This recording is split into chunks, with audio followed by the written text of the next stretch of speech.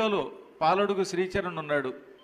సంస్కృతంలో ఇక ఇంత వ్యాకరణ పండితుడు మరొకడు లేడు అన్నంత గొప్పవాడు అయిపోయాడు వాడు. అంత అద్భుతంగా సంస్కృతంలో శతావధానం దిశతావధానం చేశాడు. సరే, అతను పెద్దవాడు. మళ్ళీ ఎవరు తయారవుతారంటే రెండోవాడు భరత్ శర్మ తయారయ్యాడు. ఈ భరతుడు నాతోటి దుబాయ్ అవి వచ్చాడు. ఇంగ్లాండ్ తీసుకెడదామంటే వీసా ఇవ్వలేదు, కానీ అమెరికా ఇంగ్లాండ్ వీసాలు ఎందుకు ఇస్తారో ఎందుకు ఎవరో తెలియదు. ఇవ్వడం దొరికితే మాత్రం అక్కడ కూడా అవధానాలు చేసే అవకాశం ఉంది. విదేశాల్లో కూడా మన దుబాయ్లో అద్భుతంగా అవధానం చేశాడు. అవధానానికి సంచాలకుడిగా కూడా ఉన్నాడు. ఈ ఇద్దరు కాకుండా చిన్న పాప అహలా అని అమెరికాలోనే పుట్టి ఇక్కడికి వచ్చి ఇక్కడ చదువుకుంటున్నటువంటి అమ్మాయి చేత కూడా మొదటి అవధానం నేనే చేయించాను. ఇప్పుడు అమ్మాయి క్రమంగా పుంజుకున్నది.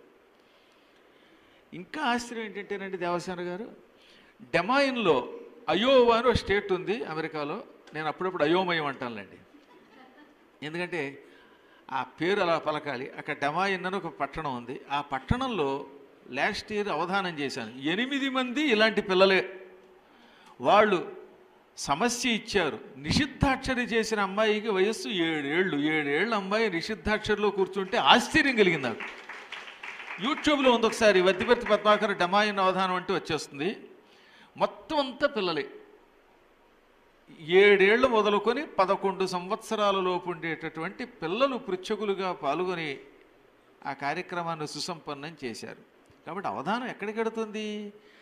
మన భారతీయులకి, అందులో ముఖ్యంగా తెలుగు వాళ్ళకి రక్తంలో ఉందండి పద్యం. కాబట్టి మీ రక్తం అంతా ఏ రక్తబీజుడి దగ్గర నుంచి అమ్మవారు లాగినట్టు ఎవడన్నా లాగితే తప్ప ప్రతి వ్యక్తిలో అంతో ఎంతో సంస్కారం ఉంటుంది, పద్యం వచ్చి తీరుతుంది, అందులో ఏం సందేహం లేదు. కాబట్టి మీ అందరికీ మంచి భవిష్యత్తు ఉన్నది. అవధానంలో ఈ ప్రాంతానికి మళ్ళీ ప్రత్యేకత ఉన్నది. అందులో ఒకటి కవనం ఒక్కటి సంగీత సవనం ఒకటి.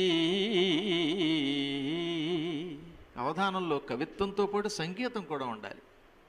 కవనం ఒక్కటి సంగీత సవనం ఒకటి.